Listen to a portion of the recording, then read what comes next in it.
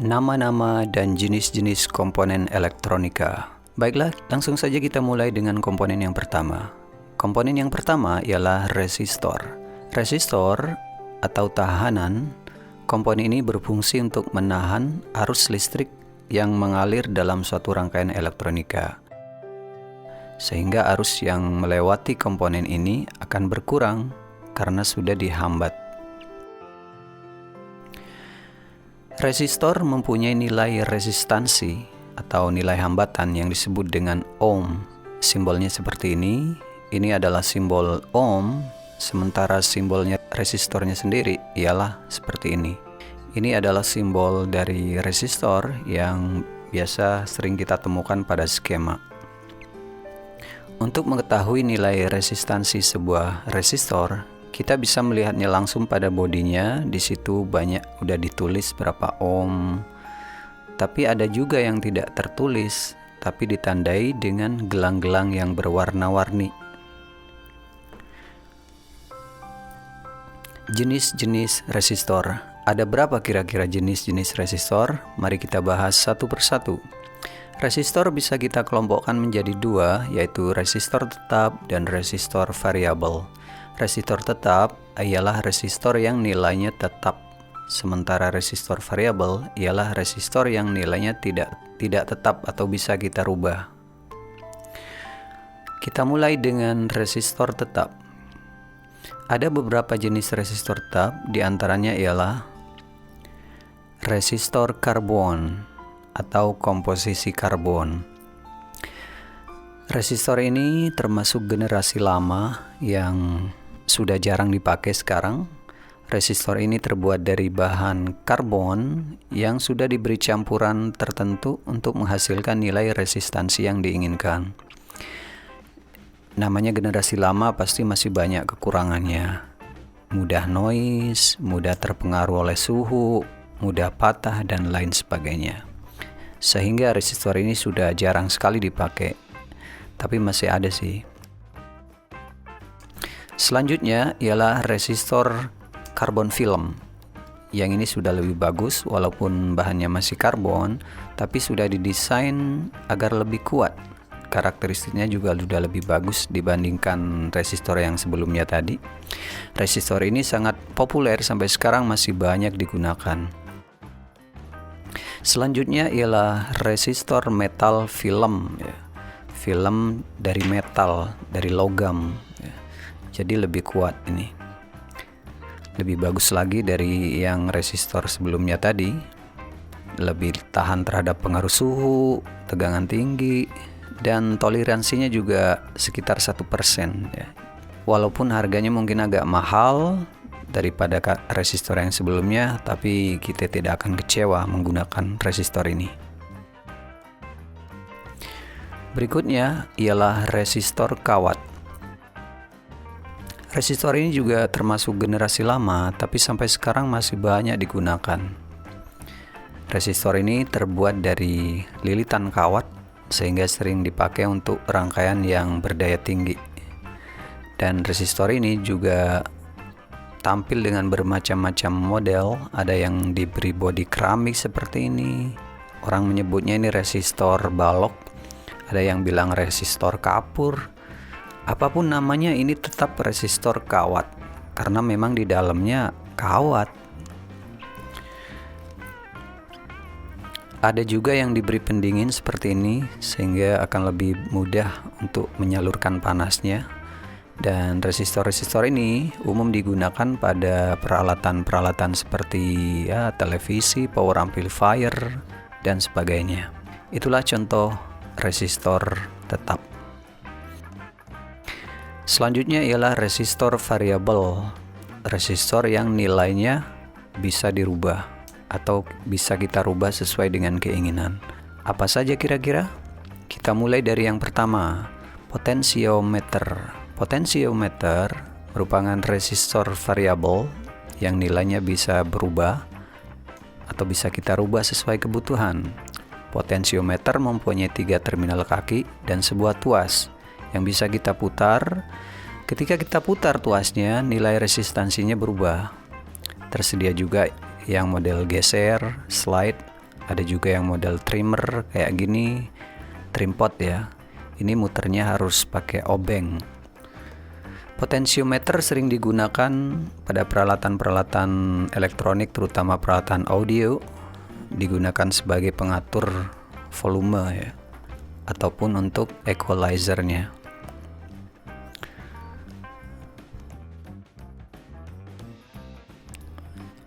Selanjutnya, rheostat.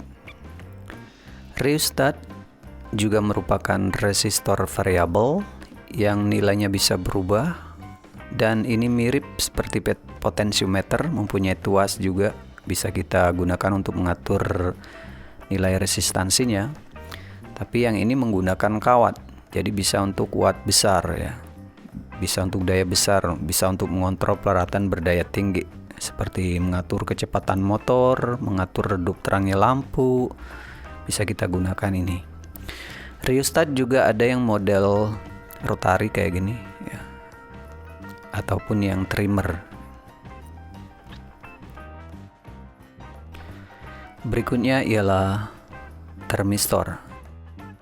Termistor ialah sejenis resistor variabel yang nilainya bisa berubah karena pengaruh suhu. Ada dua jenis termistor, yaitu jenis PTC dan jenis NTC. Yang jenis PTC, resistansinya akan naik ketika suhu naik. Sebaliknya yang NTC, nilai resistansinya akan turun ketika suhunya naik. Nah, oleh karena itu, termistor ini bisa digunakan untuk pengontrol suhu ya, peralatan yang berhubungan dengan suhu. Berikutnya ialah varistor atau VDR ya, Voltage Dependent Resistor. Resistor ini akan berubah nilai resistansinya tergantung pada tegangan yang diberikan. Bila tegangannya turun, maka resistensinya akan naik. Bila tegangannya naik, resistensinya akan turun. Sehingga resistor ini bisa digunakan untuk penyetabil ataupun pengaman rangkaian dari lonjakan tegangan yang berlebihan. Dan berikutnya ialah LDR, Light Dependent Resistor. Resistor ini adalah resistor yang peka cahaya. Nilai resistansinya akan berubah tergantung cahaya yang masuk. Semakin banyak cahaya yang masuk, maka semakin berkurang resistansinya. Semakin sedikit cahaya yang masuk, nilai resistansinya juga akan naik ya, akan naik. Jadi kalau kita taruh di tempat yang gelap, resistansinya akan naik. Sebaliknya jika kita taruh di tempat yang terang, resistansinya akan turun. Dan memang sering digunakan untuk peralatan yang berhubungan dengan cahaya. Seperti pada kamera misalnya, itu biasanya ada di depannya tuh LDR untuk mengatur intensitas cahaya. Itulah beberapa contoh jenis resistor. Selanjutnya, kapasitor. Kapasitor adalah suatu komponen elektronika yang berfungsi menyimpan energi dan melepaskannya dengan cepat. Komponen ini sering kita jumpai di peralatan elektronika. Bentuknya bermacam-macam. Kapasitansinya diukur dengan satuan bernama farad, mulai dari picofarad, nanofarad, dan microfarad. 1 farad sama dengan 1 juta microfarad, dan 1 microfarad sama dengan 1000 nanofarad, dan 1 nanofarad sama dengan 1000 picofarad. Nah, berikut ini adalah beberapa jenis kapasitor yang paling umum dan perlu kita ketahui. Yang pertama ialah kapasitor keramik. Bentuknya seperti ini. Disebut kapasitor keramik karena bahan dielektriknya terbuat dari keramik. Adapun kapasitansinya berkisar dari beberapa picofarad sampai beberapa nanofarad aja.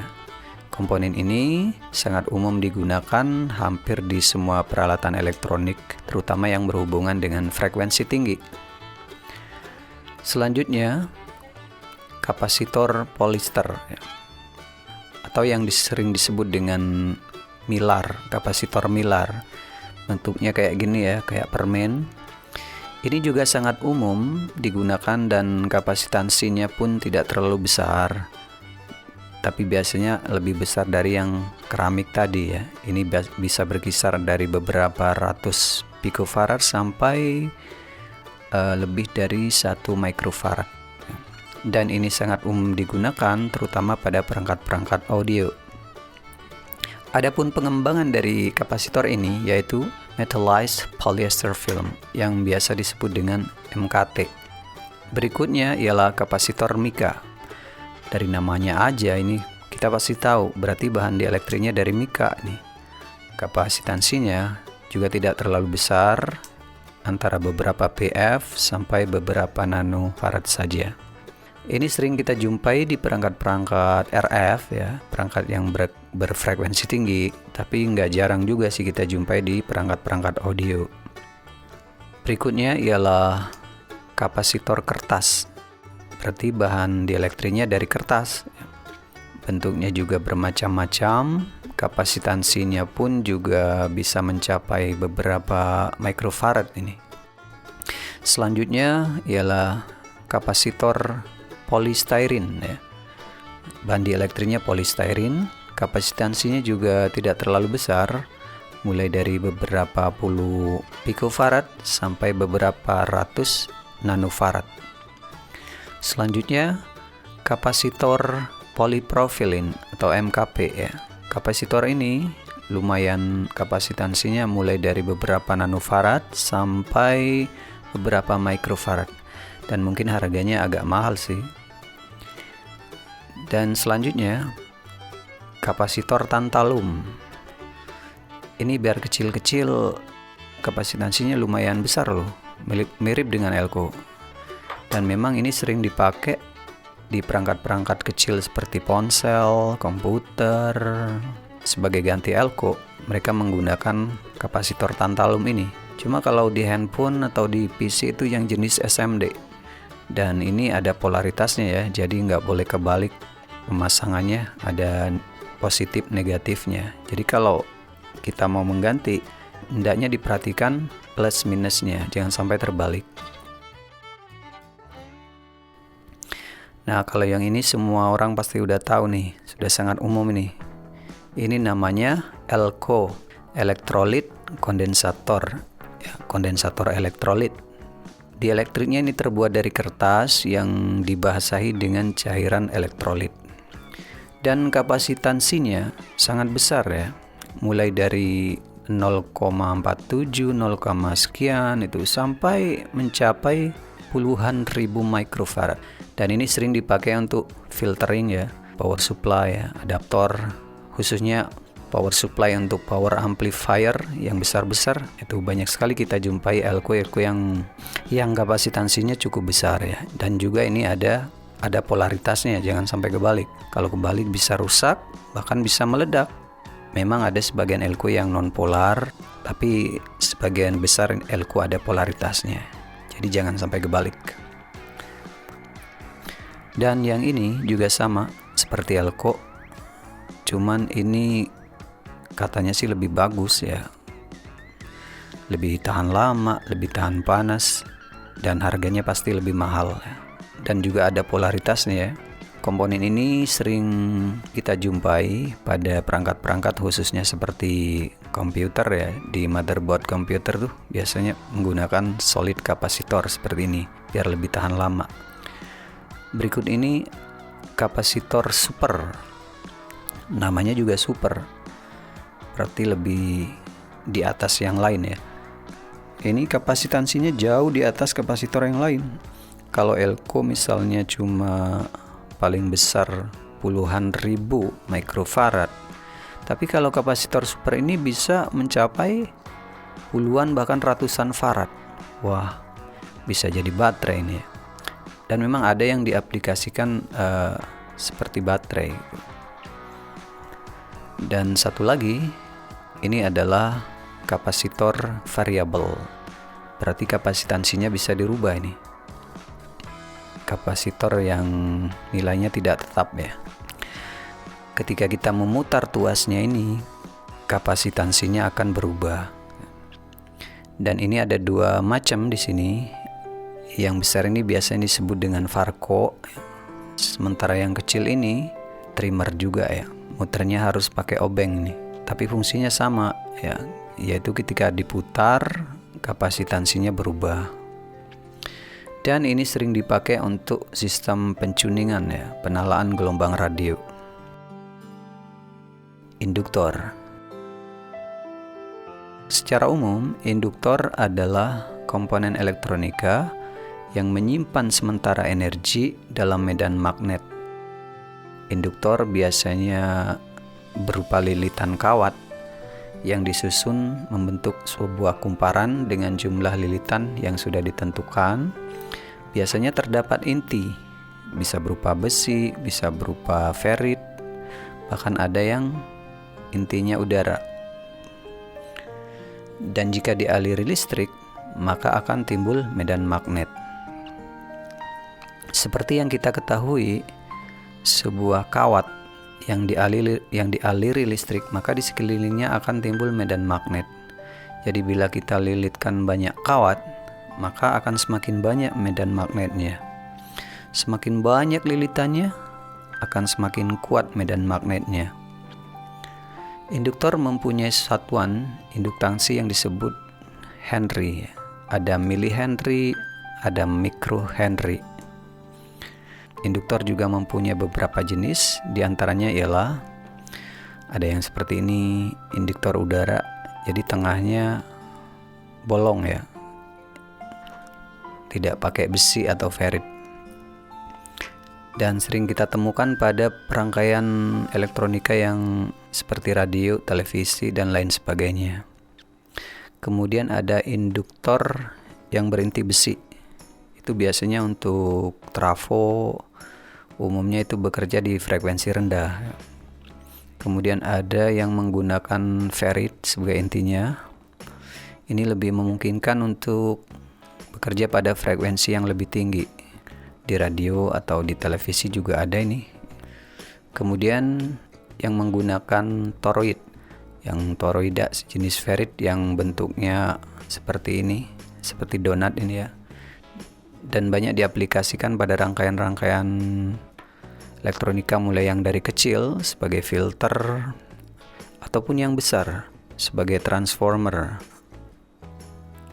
Adapun induktor variabel, nilai induktansinya bisa dirubah dengan cara diputar seperti ini, dan umumnya intinya ini dari ferit. Ketika kita putar feritnya, ini akan naik turun sehingga nilai induktansinya akan berubah. Ini umum digunakan untuk penalaan, untuk tuning ya. Dan ini adalah simbol-simbol dari induktor.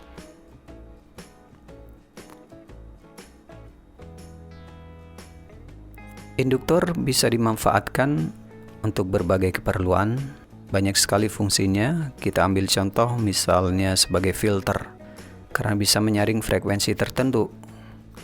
Kita sering sekali melihat induktor dalam box speaker. Di situ ada induktor difungsikan sebagai filter, dan ada juga kapasitor. Jadi sinyal frekuensi tinggi dilewatkan melalui kapasitor, dan dari kapasitor dihubungkan ke speaker yang bekerja di frekuensi tinggi. Seperti Twitter misalnya. Kapasitor akan mudah melewatkan frekuensi tinggi, berbeda dengan induktor. Induktor kebalikan dari kapasitor. Semakin tinggi frekuensinya, akan semakin susah melewati induktor. Karena itu sering digunakan untuk filter frekuensi rendah. Misalnya untuk speaker yang bekerja di frekuensi rendah, speaker bass lah, atau speaker woofer ya, yang bekerja untuk frekuensi rendah. Jadi supaya frekuensi tingginya nggak ikut masuk ke speakernya, biasanya dihubungkan melalui induktor. Ini salah satu contoh saja.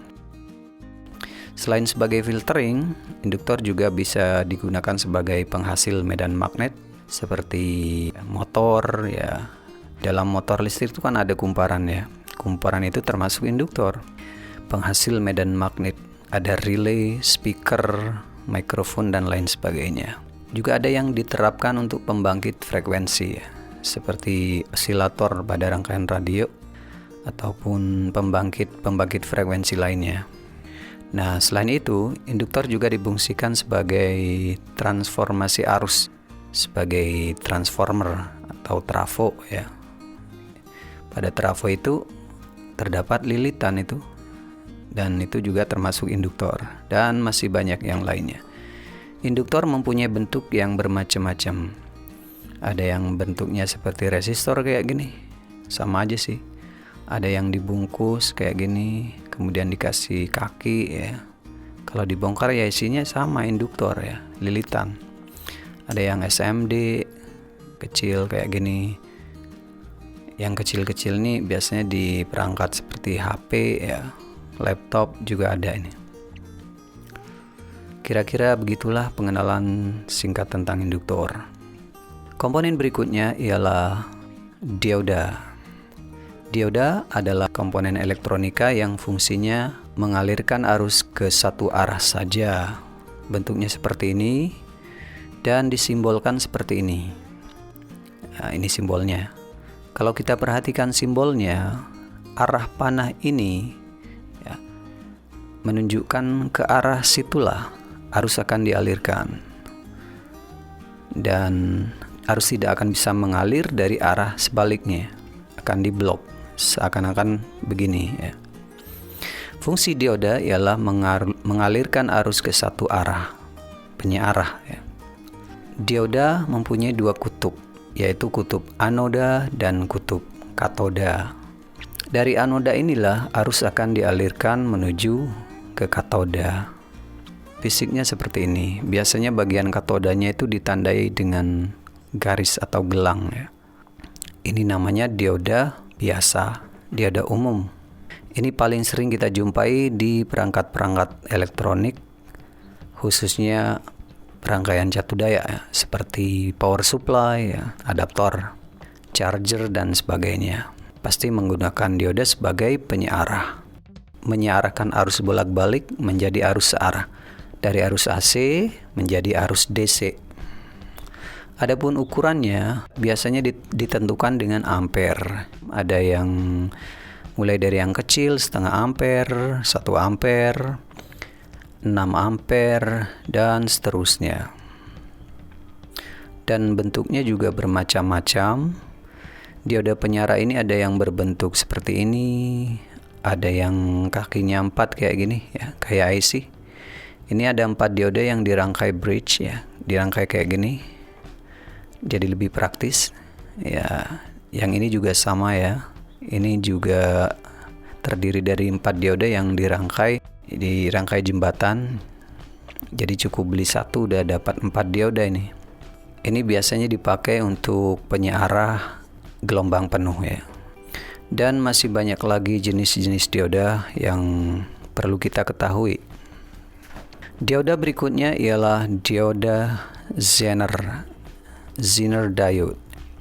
Dioda Zener ini ialah suatu dioda yang dirancang khusus bisa beroperasi pada kondisi bias mundur. Jadi kebalikannya dioda yang biasa tadi ya. Bentuknya seperti ini. Sebenarnya sih banyak sih bentuk-bentuk dioda Zener, cuman umumnya dioda Zener bentuknya seperti ini, dan biasanya tertulis voltnya. Karena setiap dioda Zener mempunyai batas tegangan ya. Setiap dioda punya batas tegangan. Dioda Zener simbolnya seperti ini ya. Mirip dengan dioda biasa, cuman bedanya kalau dioda biasa itu seperti ini ya, panah dan garis.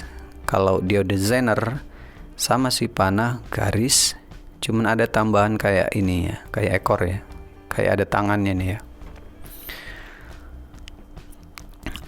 Apa bedanya? Ya seperti yang saya bilang tadi, kalau dioda biasa memang dirancang untuk bekerja pada kondisi bias maju ya. Jadi apabila tegangan plus kita masukkan melalui anoda, maka arus akan mengalir dari anoda ke katoda. Sebaliknya, bila tegangan kita berikan pada katoda, maka tidak akan mengalir. Berbeda dengan diode Zener, meskipun tegangan kita berikan pada katodanya, tegangan positif kita masukkan melalui katoda, itu akan tetap mengalir dengan catatan tegangan yang diberikan sudah mencapai atau melampaui tegangan batas atau breakdown daripada Zener tadi. Nah, kenapa difungsikan begitu? Untuk lebih gampangnya coba perhatikan contoh berikut ini ya. Ini adalah sebuah power supply dan sebuah voltmeter ya. Kita set dulu power supply-nya ke 12 volt. Berarti power supply ini nantinya akan mengeluarkan tegangan sebesar 12 volt. Apabila kita hubungkan power supply ini ke voltmeter, tentu arus akan mengalir dan jarum voltmeter akan menunjuk ke 12 volt. Jadi power supply-nya 12 volt, voltmeternya juga menunjukkan 12 volt. Nah, tadi kita sudah mengetahui tegangan yang dihasilkan power supply itu 12 volt ya. Coba kita hubungkan kembali voltmeter ke power supply ini cuman melalui sebuah hambatan ya, melalui resistor. Jadi kita hambat. Kita pakai resistor ini ya. Coba perhatikan sekarang. Setelah kita hubungkan voltmeter ke power supply melalui sebuah resistor 1 kilo ini, apakah jarum voltmeter masih tetap menunjukkan 12 volt? Kita lihat. Ternyata masih menunjukkan 12 volt. Dan bagaimana caranya supaya kita bisa mendapatkan tegangan sesuai dengan yang kita inginkan? Nah, coba sekarang kita tambahkan diode Zener yang tegangannya 9 volt ya. Jadi diode ini mempunyai batas tegangan 9 volt. Kita hubungkan dengan posisi begini ya, kebalik. Anodanya ke negatif, katodanya ke positif. Kita hubungkan dulu resistornya ke voltmeter ya, dan tegangan menunjukkan masih 12 volt. Karena diode Zener belum kita pasang. Sekarang kita hubungkan diode Zenernya dan tegangan pada voltmeter menunjukkan 9 volt karena sudah dibatasi oleh diode Zener, dan diode Zener ini mempunyai batas tegangan 9 volt. Jadi berarti tegangan yang sudah melampaui tegangan batas Zener, jadi akan ditahan, akan mengalir ya. Kalau kita kurangi lagi tegangannya, turunin ke bawah 9 volt, misalnya 7,5, nah maka tegangan tidak akan mengalir ya. Diode Zener itu tidak akan bekerja, dia biarin aja sama Zenernya. Tapi bila kita naikkan sampai melebihi 9 volt, 12 volt misalnya, maka arus akan mengalir. Dan tegangan akan dibatasi 9 volt sesuai dengan volt Zenernya, sesuai dengan tegangan breakdown voltage dari Zenernya tersebut. Oleh karena itu, setiap diode Zener mempunyai batas tegangan yang berbeda-beda dan biasanya ditulis pada bodinya tuh ya. Kalau kita beli diode biasa kan yang ditanya ampernya ya. Tapi kalau kita beli diode Zener pasti ditanya voltnya, mau beli yang berapa volt gitu. Karena mempunyai batas volt yang berbeda-beda, mulai dari yang kecil, yang di bawah 3 volt ada yang 5 volt, 7,5, 9, 12 volt dan sebagainya.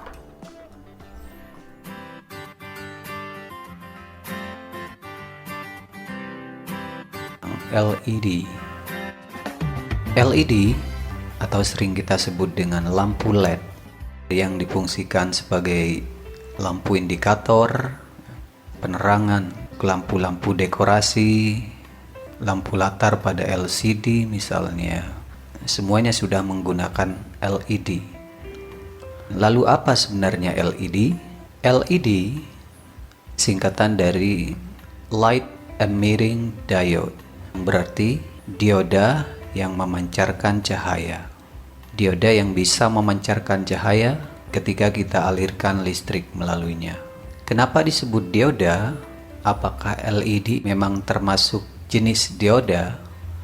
Ya, LED bisa dibilang masih keluarga dioda, dan simbolnya juga sama seperti dioda.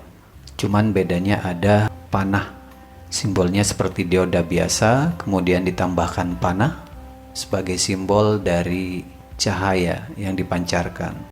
Nah, jadi ini adalah simbol dari LED atau LED. Warna cahaya yang dihasilkan bergantung pada bahan yang digunakan. Dan setiap warna tentunya mempunyai frekuensi yang berbeda, juga panjang gelombang yang berbeda. Ini contohnya. Dan selain panjang gelombang, tegangannya pun akan berbeda untuk setiap warna, karena bahan yang digunakan juga kemungkinan berbeda. Dan ini adalah tabel contoh warna dan bahan LED. Hal lain yang perlu diperhatikan mungkin ialah angle, beam angle, di mana setiap LED mempunyai sudut pandang yang berbeda. Mungkin kita bisa memilih mulai dari yang 10 derajat sampai ada yang 120 derajat. Kita bisa memilih sesuai dengan aplikasi yang kita perlukan. Selain itu, intensitas cahaya mungkin juga perlu kita perhatikan di dalam memilih LED, yang mana setiap LED mempunyai intensitas cahaya yang berbeda. Jadi bisa kita lihat di data sheetnya kalau memang perlu. Ada yang mulai dari 7 MCD millicandela, juga ada yang 120 millicandela. Kita bisa mencari dan memilih sesuai kebutuhan.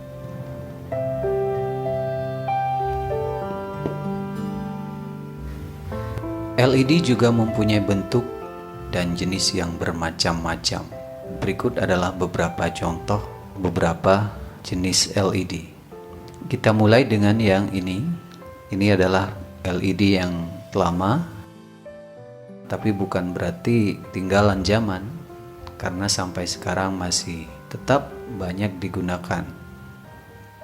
Bentuk lensanya ada yang bulat dan juga ada yang kotak, dan ukurannya juga bermacam-macam, mulai dari yang kecil 3 mm, ada juga yang 5 mm, 8 mm, juga ada yang 10 mm.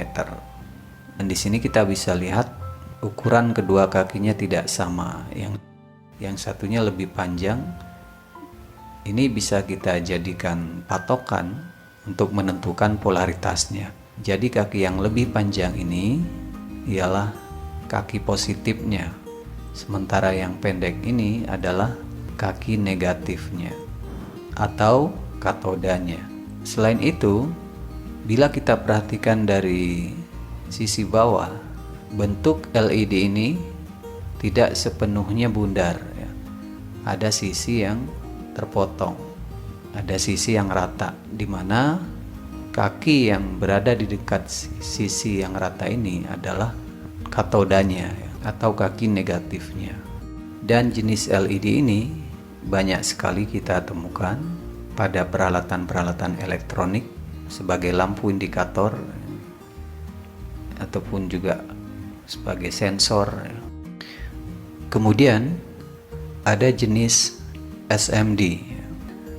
Ini adalah jenis LED yang berukuran cukup kecil dan tipis, sehingga memungkinkan untuk dipasang pada bidang kecil dengan jumlah yang banyak.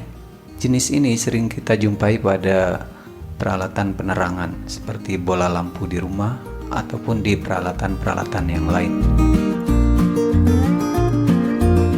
Dan ada juga LED yang jenis high power. Tentunya LED ini akan mengkonsumsi daya lebih banyak daripada LCD yang lain, namun akan menghasilkan cahaya yang lebih terang. Dan karena ini high power, LED ini juga menimbulkan panas, sehingga biasanya diberi pendingin untuk mengurangi panasnya. Jenis berikutnya ialah COB, yang terdiri dari beberapa chip LED. Jadi dalam satu bidang yang cukup kecil bisa terdiri dari banyak sekali chip LED, ya. karena jumlah chipnya bisa lebih banyak, tentu cahaya yang dihasilkan pun akan lebih terang. Kemudian ada juga yang jenis RGB, sebuah LED yang mempunyai 3 warna yang berbeda, yaitu merah, hijau, dan biru. Dengan demikian kita bisa mengatur arus pada tiap kaki LED-nya untuk mendapatkan warna yang berbeda. Jenis RGB ini digunakan untuk keperluan seperti dekorasi, papan iklan, dan lain sebagainya. Berikutnya ialah alphanumeric. Ini merupakan display untuk menampilkan huruf, juga angka. Ada yang 7 segmen, 7 segmen, ada juga yang 14 segmen. Dan kita pasti sering menemukan LED jenis ini pada banyak sekali peralatan, seperti peralatan ukur atau peralatan seperti power supply, umumnya menggunakan display gini. Ya, transistor. Dalam setiap rangkaian elektronika, transistor selalu memegang peranan utama. Hampir semua peralatan elektronik seperti radio, televisi, komputer, telepon, dan sebagainya menggunakan transistor. Dan semakin canggih peralatannya, semakin banyak transistor yang digunakan. Contohnya sebuah ponsel atau komputer, di dalamnya terdapat chipset atau prosesor, dan di dalam prosesor terdapat jutaan bahkan miliaran transistor.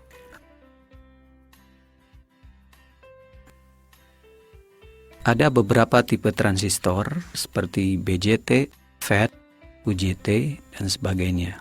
Yang paling dasar yaitu tipe BJT, transistor bipolar junction. Transistor BJT ini mempunyai simbol seperti ini. Ada 3 kaki yang bentuknya berbeda. Yang tengah ini adalah kaki basis, biasanya ditandai B. Kemudian yang ada panahnya ini adalah emitor, ditandai E. Dan yang satu lagi adalah kolektor. Dan panah ini ada yang mengarah keluar, ada juga yang mengarah ke dalam. Yang panahnya mengarah keluar seperti ini ialah jenis NPN. Sementara yang panahnya menghadap ke dalam itu adalah jenis transistor PNP. Jadi ada 2 jenis transistor, yaitu NPN dan PNP. Disebut bipolar karena transistor ini mempunyai 2 PN junction. Dan ada 2 jenis, ada yang jenis PNP, ada yang jenis NPN.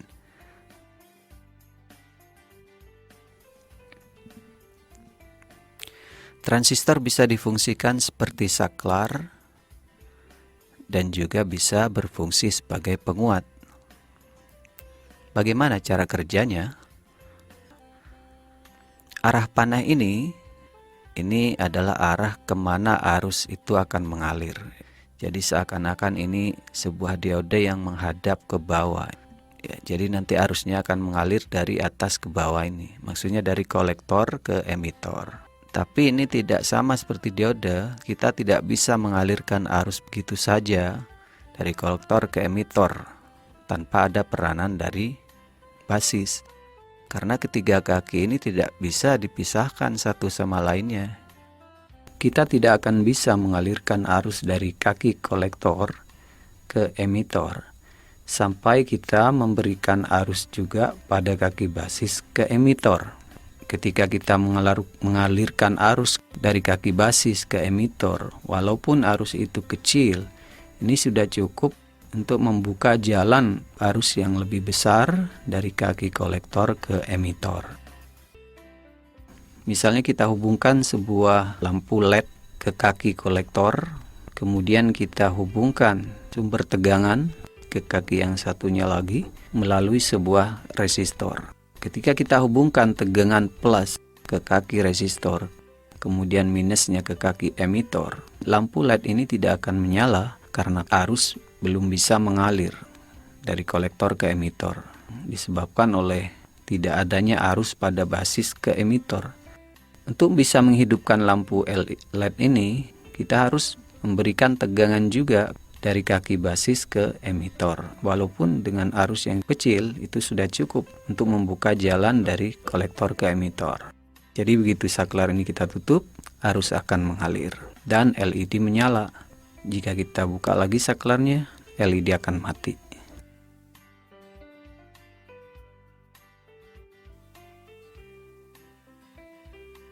Transistor juga umum difungsikan sebagai penguat, baik itu menguatkan sinyal. Contohnya, misalnya kita sedang berbicara di depan sebuah mikrofon, getaran suara kita ini, gelombang suara kita ini akan diterima oleh mikrofon dan dirubah menjadi sinyal, dirubah menjadi sinyal listrik. Tapi sinyal ini terlalu kecil dan tidak akan bisa membunyikan speaker tanpa bantuan penguat. Bagaimana caranya supaya suara kita ini bisa terdengar di speaker? Inilah salah satu fungsi transistor sebagai penguat. Transistor bisa menguatkan sinyal suara kita tadi yang dihasilkan oleh mikrofon yang awalnya sangat lemah akan menjadi lebih kuat, bahkan bisa menjadi sangat kuat. Dan tentu dibutuhkan beberapa transistor sebagai penguat, sebagai amplifier.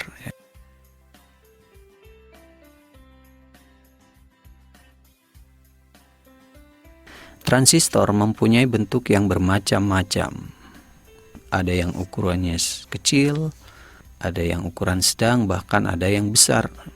Bentuknya juga ada yang bulat, kotak, juga ada yang berbentuk seperti kodok. Ini biasanya disebut transistor jengkol atau transistor kodok. Dan transistor jengkol ini kelihatannya hanya mempunyai 2 kaki. Tapi sebenarnya ini tetap 3. Karena yang satu ya bodinya itu sendiri. Casingnya itu adalah kaki kolektor. Jadi walaupun pada simbol kaki yang di tengah ini adalah basis, tapi pada fisik transistor yang sebenarnya, kaki basis tidak selalu berada di tengah. Bisa saja di pinggir, kanan, kiri, juga bisa di tengah.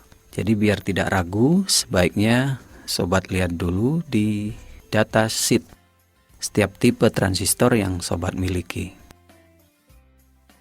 Transistor kadang agak sulit dipahami. Semoga pengenalan singkat ini bisa menjadi langkah awal dan bisa benar-benar dipahami sebelum kita melangkah mempelajari tentang transistor secara lebih mendalam. Nah, setelah kita memahami tentang fungsi dari komponen-komponen tadi, sekarang bagaimana cara mengukurnya? Baik, kita lanjutkan dengan cara mengukur komponen-komponen elektronika. Kita mulai dari yang pertama. Di sini ada beberapa resistor. Kita coba dengan yang ini dulu, 100 ohm. Untuk mengukur resistor, kita bisa memposisikan selektor multitesternya ini mulai dari kali 1, kali 10, atau kali 1K juga bisa, tergantung nilai resistornya. Oke, untuk yang 100 ohm ini kita bisa gunakan kali 10 atau kali 1. Kita coba posisikan ke kali 10. Jangan lupa dikalibrasi dulu. Oke, ini boleh dibolak-balik karena resistor tidak ada polaritasnya. Oke, kita ukur 100 ohm. Oke, jarum bergerak dan berhenti di angka 10 ohm. Sementara posisi selektornya di kali 10. Jadi kita kalikan 10 kali 10 sama dengan 100 ohm. Berarti resistor ini masih bekerja. Sekarang kita coba yang 0,5 ohm, setengah ohm. Bisa nggak posisi kali 10 ini bisa nggak buat mengukur 0,5 ohm? Kita coba. Jarum bergerak dan hampir 0 ya. Jadi susah ini membacanya berapa ohm ya. Nah, biar nggak susah, kita turunkan ke yang paling rendah, yaitu ke kali 1. Kalibrasi dulu. Coba kita ukur. Jarum bergerak dan berhenti di antara 1 dan 0. Berarti setengah ya. Posisi selektor dikali 1. Berarti setengah kali 1. Oke, ini berarti setengah ohm ya. 0,5 ohm. Jadi resistor ini masih bagus. Bagaimana dengan yang 10K ya, 10 kilo ohm? Bisa nggak posisi kali 1 buat mengukur resistor ukuran resistansi 10 kilo ohm? Untuk resistor yang nilainya kiloan, maksud saya yang 1 kilo, 2 kilo, ya 10 kilo dan seterusnya, itu sebaiknya kita posisikan ke kali 1K supaya kita tidak bingung bacanya, supaya lebih gampang untuk dibaca. Oke, ini contohnya. Kalau kita biarkan ke kali 1 gini, terus kita ukur resistor 10K, ternyata nggak bergerak. Ini bukan resistornya putus, tapi multitesternya kurang sensitif. Jadi kita naikkan. Coba langsung aja ke kali 1K. Oke, kalibrasi dulu. Ya, sekarang kita ukur. Jarum bergerak dan berhenti di angka 10. Sementara selektornya di kali 1K. Berarti 10 kali 1K sama dengan 10K. 10 kilo ohm. Berarti resistor ini masih baik. Oke, jadi begitulah cara sederhana mengukur komponen resistor dengan multitester analog. Selanjutnya coba kita ukur komponen kapasitor. Kita mulai dengan kapasitor elko. Untuk mengukur elko, kita juga bisa memposisikan selektor multitesternya ke kali 1, kali 10 ya. Bahkan kali 1K juga bisa, tergantung nilai kapasitansinya. Coba kita mulai dari yang ini, yang agak besar, 10.000 microfarad. Untuk elko yang agak besar, sebaiknya posisikan selektor multitesternya ke kali 1 supaya lebih aman. Soalnya kalau kita posisikan ke kali 10, 100, apalagi ke 1K, ini nanti jarum multitesternya akan bergerak mentok banget. Jadi sebaiknya dikali 1 untuk elko yang besar. Oke, kita rubah ke kali 1.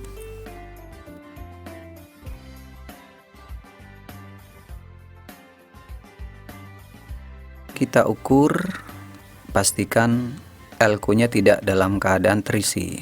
Jadi dibuang dulu isinya, dikosongkan, baru kita ukur. Jarum bergerak dan kembali lagi ke semula. Kemudian kita balik. Perhatikan jarumnya bergerak dan kembali ke semula. Jika jarum bergerak terus nggak kembali, nggak balik-balik, berarti elko-nya ya sudah rusak ya, sudah bocor. Atau ketika diukur nggak bergerak sama sekali, berarti sudah mati. Baik, kita coba dengan elko yang lebih kecil. Ini ada 100 microfarad. Oke, coba 100 microfarad kita coba ukur. Iya, perhatikan jarumnya bergerak sedikit sekali ya. Kita balik, ternyata juga bergerak sedikit dan kembali. Jadi semakin kecil kapasitansinya, gerakan jarumnya akan semakin sedikit. Kalau memang dirasa susah banget, ngebacanya, sebaiknya kita rubah ke yang lebih tinggi, ke yang lebih sensitif. Oke, coba kita rubah ke kali 10. Kita kosongkan dulu. Coba diukur. Bergerak dan kembali. Kita balik. Bergerak dan kembali ke semula. Berarti elko ini masih bekerja. Coba yang lebih kecil lagi. 1 microfarad. Kita ukur. Ternyata nggak bergerak. Apa berarti ini putus? Belum tentu. Bisa jadi ini karena terlalu kecil, maka multitesternya nggak bisa ngebaca. Kita coba naikkan. Kita rubah selektornya ke yang lebih peka ya. Kali 1K. Coba. Oke. Kosongkan lagi. Coba diukur. Iya, bergerak dan kembali. Kita balik. Bergerak dan kembali ke semula. Berarti elko ini juga masih bagus. Nah, itu tadi untuk kapasitor elko. Bagaimana dengan kapasitor yang lain? Misalnya ini kapasitor polister ya, Mylar misalnya ini ya. Untuk kapasitor yang ini kita harus langsung ke 1K karena ini kapasitansinya sangat kecil. Oke, coba kita ukur. Bergerak sedikit ya.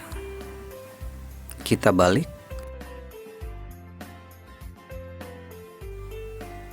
Juga bergerak sedikit dan kembali. Berarti kapasitor ini masih bagus ya. Coba yang lebih kecil. Di sini ada 100 nanofarad ya, 100 N. Kita ukur. Ternyata tidak bergerak. Putus nggak ini? Belum tentu. Bisa jadi multitesternya sudah tidak sanggup membaca. Kita naikkan ke yang lebih tinggi, ke yang lebih sensitif. Kebetulan di sini ada kali 10K. Coba saya rubah ke kali 10K. Kita ukur. Bergerak dan kembali. Oke. Kita balik. Sama ya, bergerak dan kembali. Berarti kapasitor ini masih oke.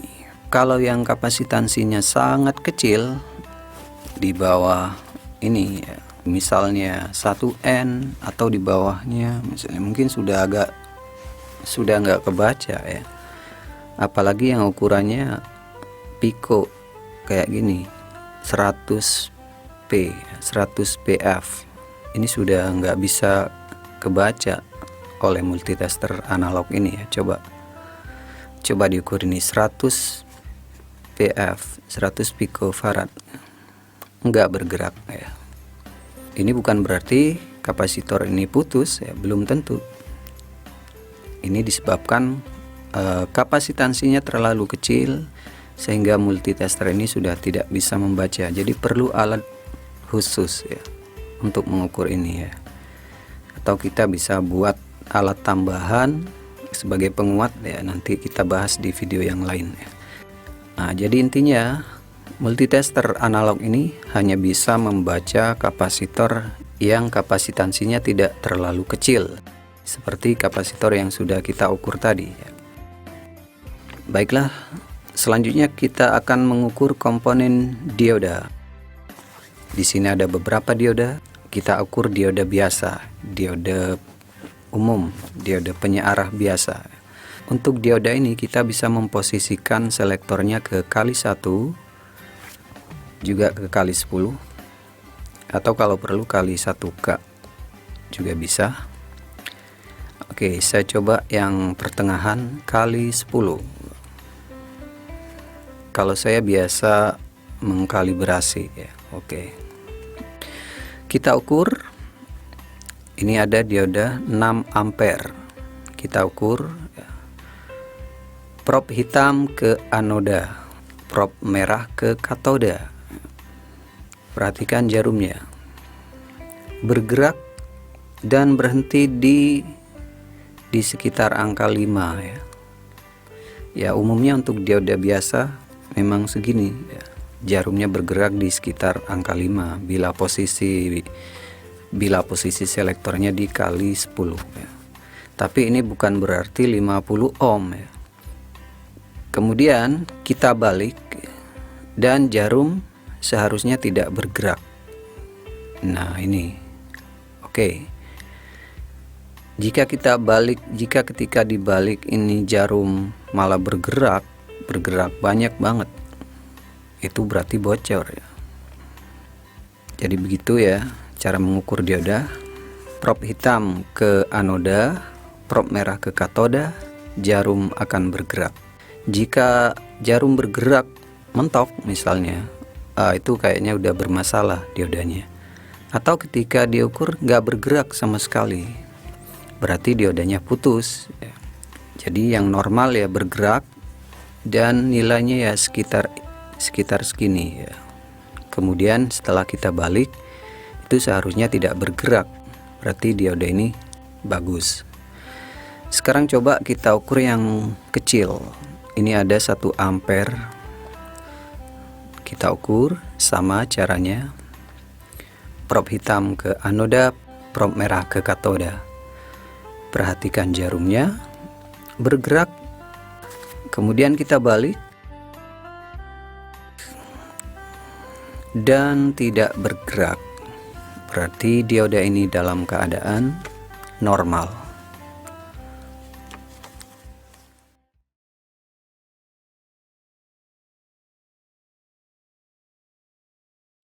Kali ini kita lanjutkan dengan mengukur komponen transistor BJT menggunakan multitester analog. Jadi yang akan kita ukur adalah transistor biasa atau BJT. Dan di sini saya sudah mempersiapkan beberapa tipe transistor, baik itu yang jenis NPN maupun yang jenis PNP. Di sini saya punya tipe TIP31 yang sangat umum sekali, transistor power. Ini jenis NPN. Dan juga ada tipe C945. Ini juga jenis NPN.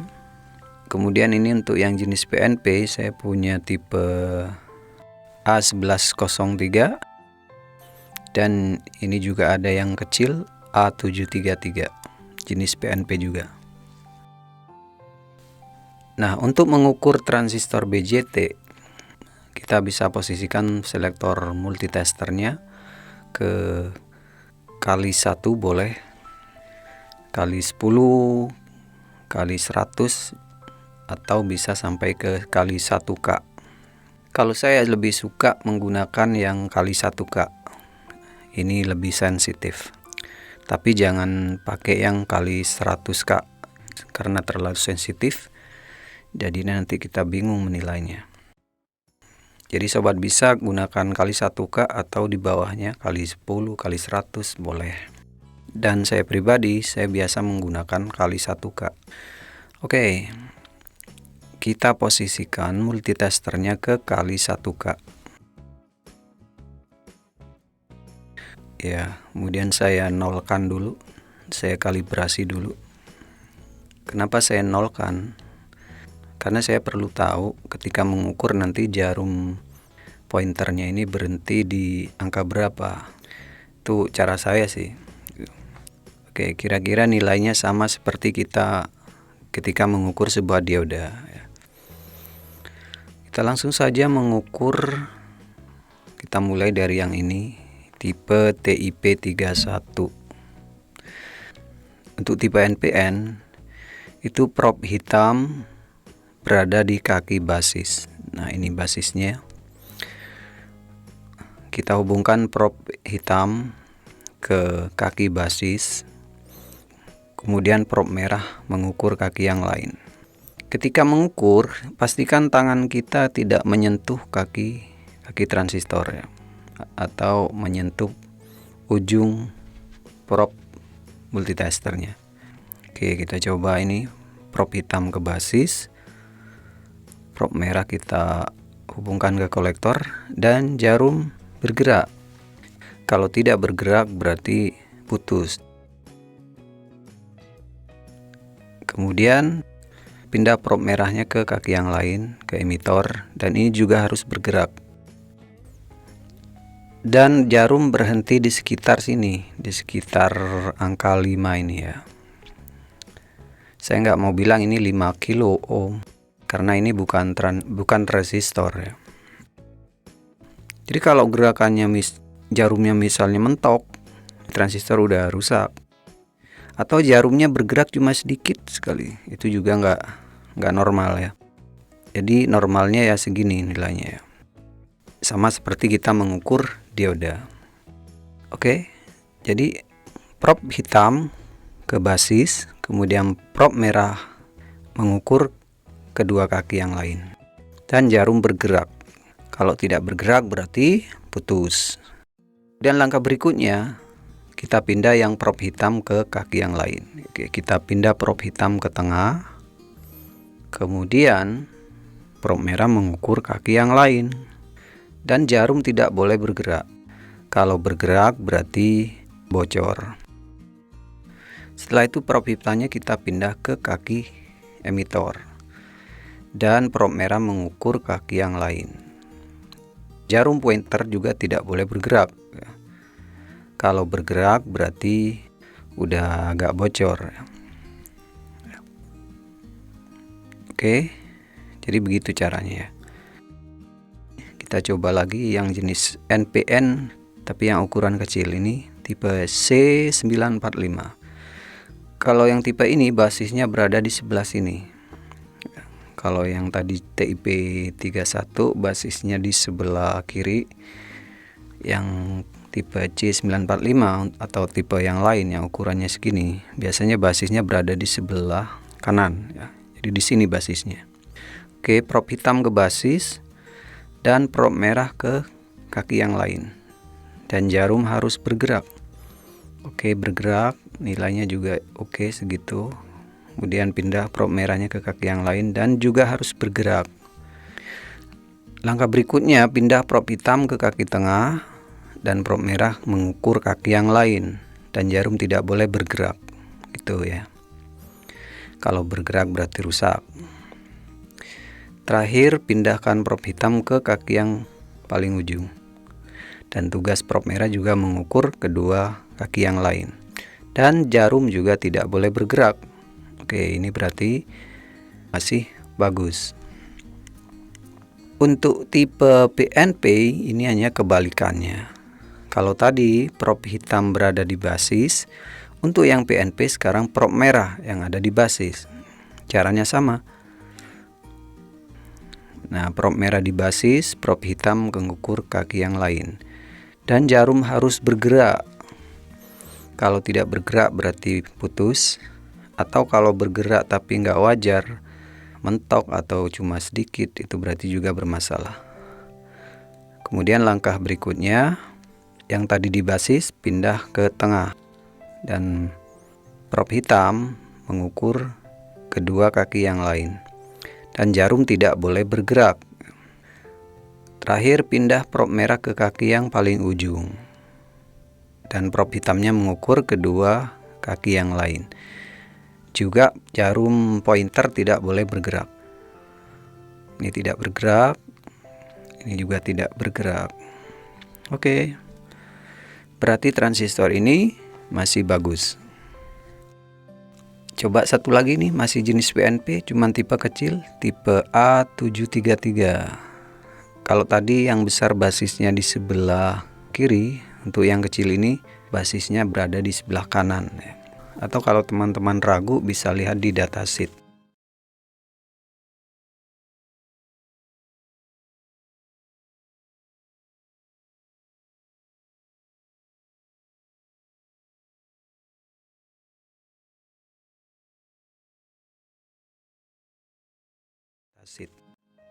Oke, prop merah di kaki basis karena ini tipe PNP. Kemudian prop hitam mengukur kaki yang lain dan jarum harus bergerak.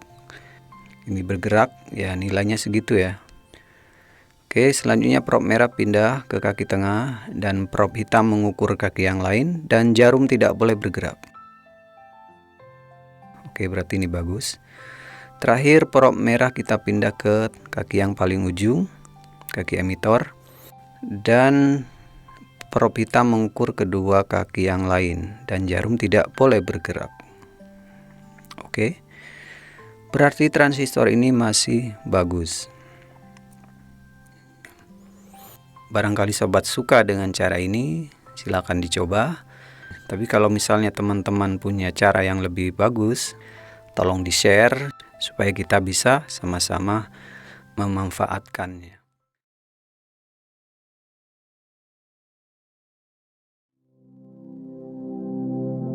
Baik sobat elektronika, kita lanjutkan pengukuran komponennya. Kita akan coba mengukur komponen termistor. Termistor ini adalah masih keluarga dari resistor variabel. Seperti yang kita ketahui sebelumnya, banyak sekali jenis resistor variabel, termasuk ini termistor ya. Di sini sudah saya siapkan dua jenis termistor, yaitu PTC dan NTC. Kita akan langsung lakukan pengukuran pada kedua termistor ini. Di sini yang jenis PTC resistansinya 10 ohm dan yang NTC ini 47 ohm. Karena yang akan kita ukur ini 10 dan 47 ohm, maka kita bisa memposisikan selektor multitester ini ke kali 1. Kalau yang kita ukur misalnya 1 kilo atau lebih, 1 kilo ohm atau lebih, maka kita bisa posisikan ke kali 1K. Karena ini hanya 10 ohm dan 47 ohm, kita posisikan di kali 1.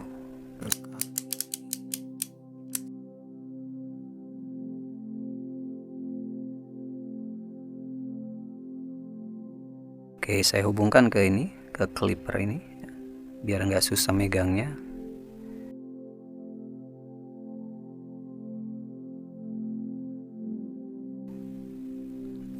Jadi yang PTC ini positif, maksudnya jika suhu naik maka resistansinya juga naik ya. Jika yang NTC itu kebalikannya, negatif. Jika suhu naik resistansinya turun. Kita ukur yang PTC, kebolak-balik nggak apa-apa karena ini resistor nggak ada polaritasnya ya. Saya akan panaskan bodinya ini.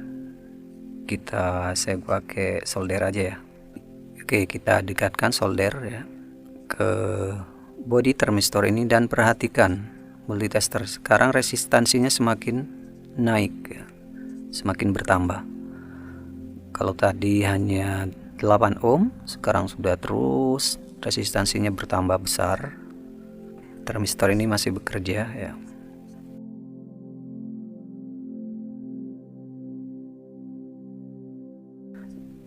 Kita biarkan dulu beberapa lama sehingga bodi termistor ini akan semakin dingin ya. Dan perhatikan jarumnya.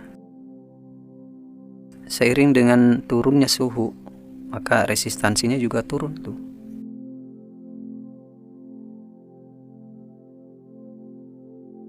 Terus turun, dan ketika suhu pada bodinya ini kembali ke suhu ruangan, maka resistansinya akan kembali ke aslinya. Mungkin bodinya ini masih hangat. Iya betul nih, masih hangat ini. Baik, kita lanjutkan dengan yang NTC. NTC ini kebalikannya, negatif ya. Jadi bila suhu naik, resistansinya turun berbanding terbalik ya. Kita buktikan ya. Langsung kita ukur 47 ohm. Sekarang saya akan panaskan ini. Apakah benar ini begitu temperatur naik resistansinya turun? Perhatikan jarum. Dari 47 sekarang sudah turun nih. Seiring dengan naiknya suhu, resistansinya sekarang turun. Ya, terus turun nih. Udah berapa ohm nih?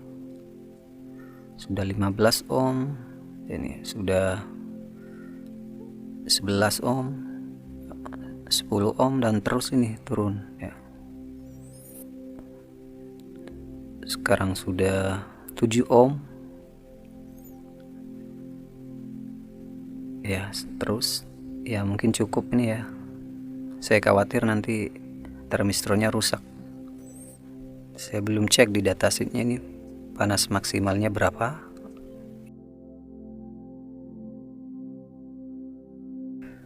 Dari 47 ohm tadi terus turun. Nah, sekarang kita biarkan sambil menunggu resistor ini dingin ya. Perhatikan jarum multitester bergerak terus ya, bergerak mundur, ini menandakan resistansinya semakin naik. Seiring dengan turunnya suhu, resistansinya semakin naik, semakin besar ya. Dan kalau kita tunggu mungkin agak lama untuk mengembalikan suhu ke semula, mungkin pasti masih panas ya. Ya, ini masih agak panas ya. Jadi kira-kira begitu cara sederhana untuk mengukur komponen termistor. Baik sobat sekalian, masih ingat komponen ini? LDR. Ini merupakan salah satu dari jenis resistor variabel yang nilai resistansinya bisa berubah karena cahaya, karena pengaruh cahaya. Dan resistor ini atau LDR ini banyak digunakan di perangkat-perangkat yang berhubungan dengan cahaya. Contohnya pada kamera biasanya kita temukan tuh di depannya. Kita ukur saja menggunakan multimeter. Boleh di set ke 1K atau kali 100 atau kali 10 ya. Di sini saya set ke kali 100. Ya, saya jepitkan dulu ya.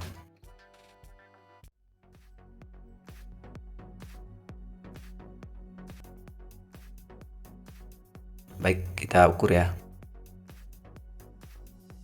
Nah, sekarang jarum sudah bergerak ya, walaupun tidak mentok ya. Yang jelas sekarang resistansinya tidak begitu besar karena ada cahaya yang masuk ini. Coba saya tutup permukaannya nih. Nah, jarum sekarang bergerak mundur, berarti nilai resistansinya bertambah. Saya lepas, jarum maju lagi, berarti resistansinya turun. Mundur. Ini mungkin masih ada cahaya di samping-sampingnya ini ya, nggak tertutup total, sehingga jarumnya ini cuma mundur sedikit, nggak mentok. Coba saya tutup pakai ini ya, pakai tutup pulpen aja nih, warnanya hitam. Nah, sekarang jarumnya bergerak mundur dan hampir mentok, berarti nilai resistansinya naik cukup banyak ya. Kalau saya lepas, jarum maju lagi. Kalau saya tutup, jarumnya mundur. Berarti benar ya. Berarti benar kalau kita taruh di tempat yang gelap, resistansinya naik. Kalau kita taruh di tempat yang terang, resistansinya turun.